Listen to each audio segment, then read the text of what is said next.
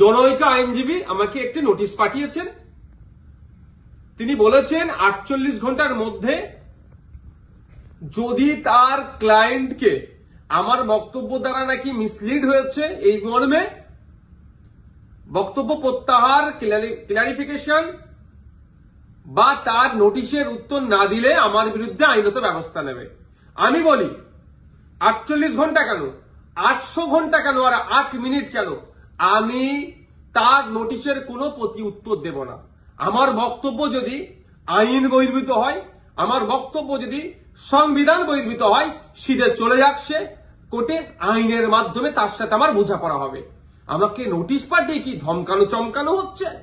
এই ধরনের অনেক নোটিশ আমি খেয়েছি। আমার নামে অনেক মারাত্মক অভিযোগের মামলা নিয়ে আমি মাথায় করে চলছি, মিথ্যা অভিযোগ নিয়ে। উনি আমি ভয় পাই না। কেউ যদি মনে করেন নওশাদ সিদ্দিকীকে এই নোটিশ পাঠিয়ে ধমকাবো চমকাবো বসিয়ে দেব, আমি তাতে ভয় পাবো না, আমি চমকেও যাব না। কারণ আমার অনেক দেখা হয়ে গেছে এইগুলো। কারণ আমি বলে যাই, আর কাকতলীয় ভাবে বলছি না, এটা বাস্তবিক হয়েছে। 2019 সালে কেন্দ্রের সরকার নিয়ে এসেছিল এক বিভাজনের বিল, সিএ। যখন আমার বড় ভাইজান পিরজাদা আব্বাস সিদ্দিকীর নেতৃত্বে সারা বাংলায় যখন বিজেপির বিরুদ্ধে আন্দোলন আমরা সংগঠিত করেছিলাম, ওই সময় গভীর রাত্রে আমাদের বাড়িতে পুলিশের দ্বারা হামলা চালানো হয়েছিল। সেই রাত্রে আমি সুপ্রিম কোর্টে এসেছিলাম, তারপরের দিনে মামলা করব বিজেপির বিরুদ্ধে, কেন্দ্র সরকারের বিরুদ্ধে।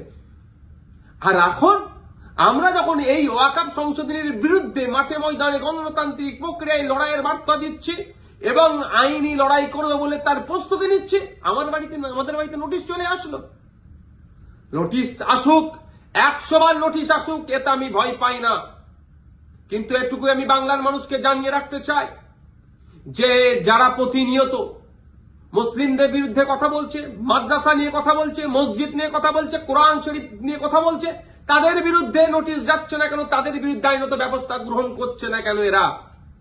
এরা তৃণমূলের মুসলিম বিধায়কদেরকে বিধানসভা থেকে চাংতলা করে রাস্তায় ফেলে দেবো বললেও তাদের বিরুদ্ধে আইনত ব্যবস্থা গ্রহণ করছে না, নোটিশ পাঠাচ্ছে না। আর নওশাদ সিদ্দিকীর কাছে নোটিশ পাঠিয়ে দিচ্ছে। ঠিক আছে, আইনি লড়াই আমি লড়ে নেব। আমার আইনের যারা বিশেষজ্ঞ আছে, সম্মানীয় বিকাশ রঞ্জন ভট্টাচার্য স্যার এবং সম্মানীয় শামীম দ্বারা কথা বলেছি, তারা আমাকে বলেছে তো আপনার কাজ হচ্ছে রাজনৈতিক লড়াই লড়ে যাওয়া, বাকি আইনি দিকটা আমরা বুঝে নেব। সুতরাং আইনি লড়াই কোর্টে আমিও বুঝে নেব। কিন্তু আমার প্রশ্ন, যারা প্রতিনিয়ত মুসলিম সম্প্রদায়কে, মাদ্রাসা মসজিদকে আক্রমণ করছে, বিষ উগলাচ্ছে, তাদের বক্তব্যতে হিন্দু মুসলমানের মধ্যে যে সম্প্রীতি, যে ঐক্য বাংলায় বিনষ্ট হতে পারে, তাদের বিরুদ্ধে কটা নোটিশ করা হয়েছে, তাদের কজনের বিরুদ্ধে আইনত ব্যবস্থা গ্রহণ করা হয়েছে, বাংলার মানুষ একটা জানবেন, আমিও জানতে চাইছি। শুধু তাই নয়, আমাদের রাজ্য সরকারকে, আমাদের রাজ্য সরকারের যিনি প্রধান মমতা ব্যানার্জি মহাশয়াকে একটা বক্তব্য শুনেছিলাম, কি জঙ্গি যোগ না কি বলে দেখে দিয়েছিল, তখনও চুপ করেছিল। আর নওশাদ সিদ্দিকীর বিরুদ্ধে নোটিশ, ওই নোটিশ পাঠিয়ে আমাকে কেউ ভয় পাওয়াতে পারবে না। বিজেপির এই ওয়াকফ আন্দোলনের বিরুদ্ধে, সংশোধনী যে নিয়ে এসেছে ওয়াকফ, এর বিরুদ্ধে আন্দোলন জারি থাকবে। এই অসাংবিধানিক, অগণতান্ত্রিক এরা যুক্তরাষ্ট্রীয় পরিকাঠামোকে ভেঙে দেওয়ার যে সংশোধনী নিয়ে এসছে, এর বিরুদ্ধে লড়াই জারি থাকবে। যখন আমাকে খোঁচা দিয়েছে, আমি কয়েকটা প্রশ্ন বাংলার মানুষের কাছে তুলে ধরতে চাইছি এবং সর্বোপরি তৃণমূল কংগ্রেসের কাছেও তুলে ধরতে চাইছি, এর উত্তর দিতে হবে। আমরা জানতে পেরেছি বেশ কয়েকজন এমপি পার্লামেন্টে অনুপস্থিত ছিল, তাদের বিরুদ্ধে তৃণমূল কংগ্রেস দলগতভাবে কি ব্যবস্থা গ্রহণ করছে, কি নোটিশ পাঠাচ্ছে, কি শোকজ করছে, তাদের বিরুদ্ধে কি অ্যাকশন নেবে, সেটাও পাবলিক ডোমিনে দিতে হবে এবং কি নিচ্ছে সেটাও যেন জানানো হয়। দ্বিতীয় হচ্ছে, যারা পার্লামেন্টে উপস্থিত ছিলেন, টোটাল আমরা যতটুকু জানা আছে, পার্লামেন্টে দুটো কক্ষ মিলিয়ে, লোকসভা রাজ্যসভা মিলিয়ে তৃণমূল কংগ্রেসের এমপির সংখ্যা প্রায় 42টি।